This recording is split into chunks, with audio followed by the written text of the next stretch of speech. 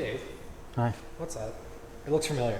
It is very familiar, but at the same time, I haven't seen it. When was the last time we would have seen this? When Gus had it, and that's been a while ago. When did, like 6 years, maybe? So 5 years? I built the car. I did my research. I built the car 9 years ago. I did this turbo setup on this car 9 years ago. I feel insane. Old. I feel really old. Yeah. So it's changed hands multiple times. The new owner wanted to. It's obviously been well maintained for a Mark V, especially around here.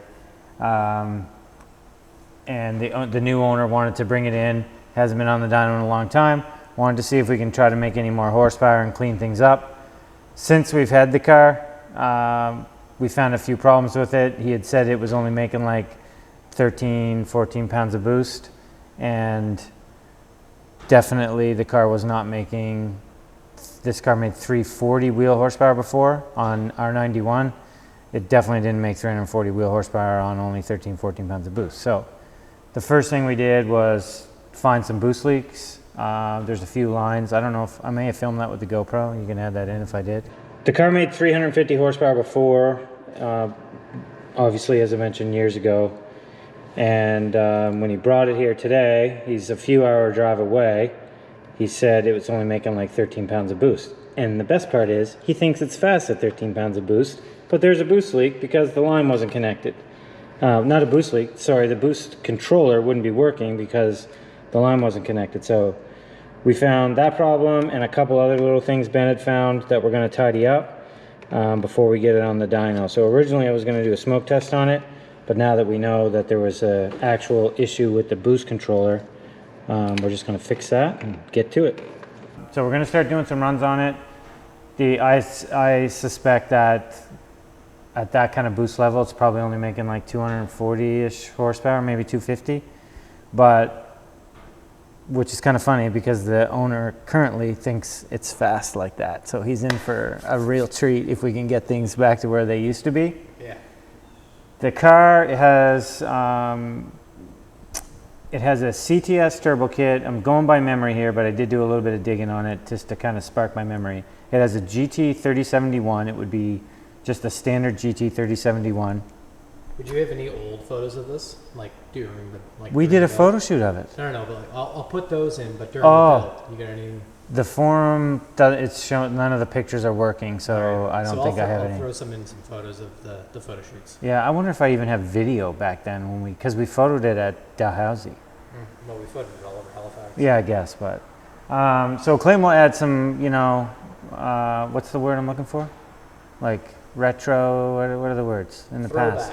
Throwback photos of this car when we first did it. It's been to the drag strip. The previous owner that I built the car for definitely had lots of fun with it. Life happens, and he sold it, and now some new people have owned it since then. So back to what I was talking about, Clayton. GT3071, CTS turbo kit, full 3-inch turbo back exhaust, high pressure fuel pump, upgrade, like S3 injectors, from an intercooler, upgrade, obviously. And it would have a set of IE drop-in connecting rods. And I think that is the extent of it, Clayton. Oh, it has a water meth kit on it also. I was going to say any fueling upgrade, but that would assist with it. Yeah, so injectors, fuel pump, and water meth setup. So, like I said, we found some problems. We got it on the dyno. We're going to start doing some runs, see what we can get out of it for power this time around. Even if we get, how old this car is, even if we get back to where we were, 340 horsepower, I'll be pumped. So let's see what we can do. Edit. Yeah. Cut. It's on, I forgot to add this in. It's on EuroDyne Maestro 7. Clayton. Yo. They took good care of this. Yeah. This fancy screen, whatever this is, I don't know. Is it touch? I'm assuming. Oh, weird, because it has like a. It's like an inch behind it. Yeah. It's impressive. This is over my head. I'm not a stereo guy. BT. BT. Okay. let's do a rip here. So we did a couple runs, basically 3. We only got the first 2. We're just kind of feeling it out as I was having a couple problems. But the first complete run we did was like 238. So I think it was pretty close to where I had guessed before. I've changed a couple things on the tune, and we put a fresh set of plugs in it. So we're ready to, and I made a couple changes on the boost controller, not adding any boost still on the spring. But when we get to it, I'm ready for the more boost. So let's go.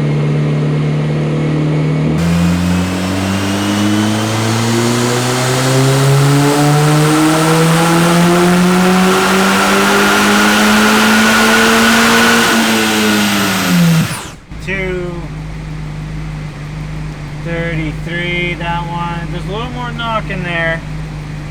We gotta address. Once I address that, we're gonna turn the boost up. Why don't you just get a car in, just crank it up right away? We would have a lot, like one and done. We'd have a lot less success, but I'd have a way more time in my hands. Yeah. Look at all the free time you'd have. Yeah, you're right. I would have a lot of free time. Probably a lot because you'd have nobody coming. Exactly. Yeah. Oh. Imagine that.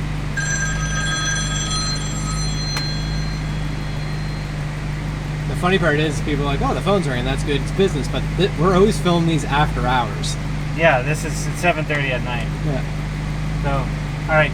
Yeah. We're going.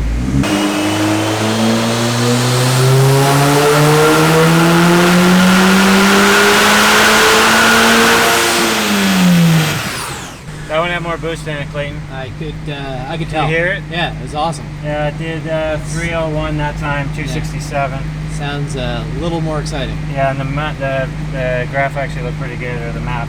Good. So I'm going to see how much boost we made. Actually, I have it on there. I made 19 pounds. Well, it sounds like we have more to go. Some more to go, yeah. It's good. Heading in a good direction so far. Yeah, so I'm going to make a few changes.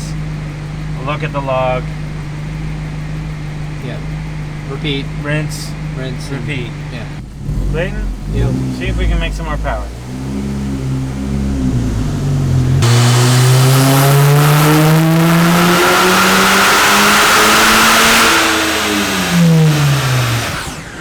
You think the battery maintainer likes being on during runs?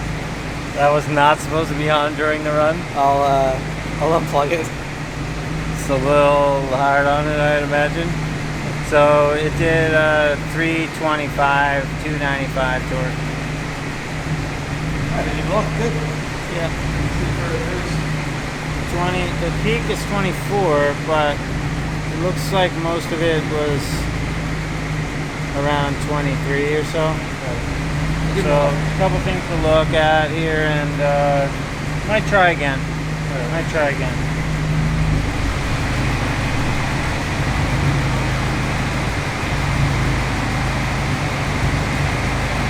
Let's see if I clean this up any.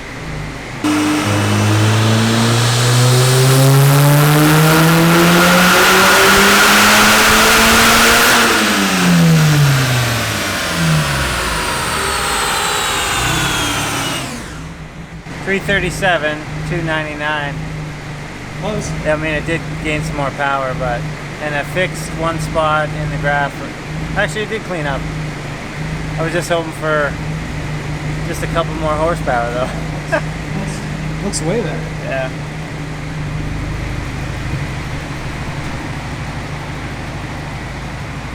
Okay, this one came in with, as I would have said earlier in the video, it made previously, I think, 340 wheel horsepower. We're stopping for this evening because Maestro, this ECU, it takes a very long time to flash. Clayton can attest to that. It's like 20 minutes. So every little change I want to make, I have to wait 20 minutes to flash the car. So it makes this whole process drag on way longer than it needs to be. So when it came in, it obviously had a few boost leaks, stuff like that. It made 238 at around 14 pounds as a peak. And it's now making 337 and 299 torque. This is on 91. The water meth appears to be working, but I'm not 100% and I'm not relying on it based on what we got going on here. My goal was to kind of get back to where we were power-wise from before. It still has a stock low-pressure fuel pump in it. What are you saying, Clayton? This is a different map you have on the car, basically, from a few years ago. Yeah, because you can't read the files off of this thing. So you can't read the files off of a Maestro ECU. You need to have what you started with. Luckily, I believe I had the original file, but I'm not 100% if this was the one that we finished off with, because again, this was built 9 years ago. So, I mean, we're up 100 wheel horsepower from where it was when he brought the car here and thought it was quick. And was that after you fixed some boost leaks, or was that before 238?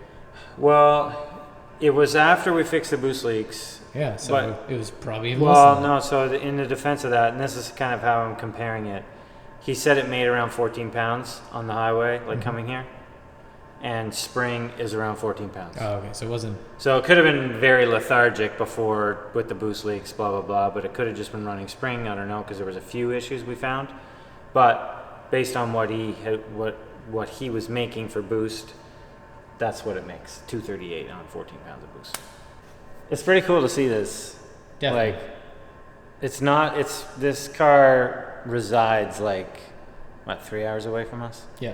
And always, in a different province. And always has there too. And it always has been there. So the guy brought me the car originally to build it, and then it went back to the other province, and it's been there basically its whole life. So it's kind of cool to see this here. It's the only real changes. It's got a couple of modern updates. The wheels have changed, but the turbo setup is as it was, which is kind of cool. And I think it has, when I noticed, I think it had like 180 or 190,000 kilometers on it, which would be what, like 100,000 miles? Yeah, a little bit more than 100,000 miles. Yeah. So this is kind of the testament to, if you put good parts on the car and you take care of it, you can daily them, you can drive them, and have them for a very long time. To my knowledge, because I did deal with the two of the other previous owners that had this a little bit, I don't think anything on the turbo kit or the engine side has been touched. It's literally all the same. So all those people that ask about reliability and big turbo, are they reliable? You buy good stuff, it lasts a long time. That's a Garrett GT, and those things, we've had huge success with Garrett turbos over the years. What's that saying? You get what you pay for? No, you buy nice, or buy twice. Yeah. That's it. So Clayton, is there anything we're forgetting about this? No. Nothing? You're not very much help here this evening. Come on. No. I don't know what color. Was it on bags at one point? And you put no, never on bags. No, okay, you just had it like super low static. So +1. +1, yeah. Yeah, but no, it's a cool car. It's great to see it back. It still looks really awesome, actually. It's very well maintained. So if you guys have any questions or comments about this car or any of the other cars on our channel, just ask the questions below, and don't forget to like and subscribe. We do have some new merch coming. So for those that are interested in t-shirts, maybe some pullover hoodies, Clayton? Yeah. And that shirt's looking pretty rowdy, so you need some. This shirt is from, 2002 is when that website started, so almost 20 years ago. So yeah, we'll see you in the next video.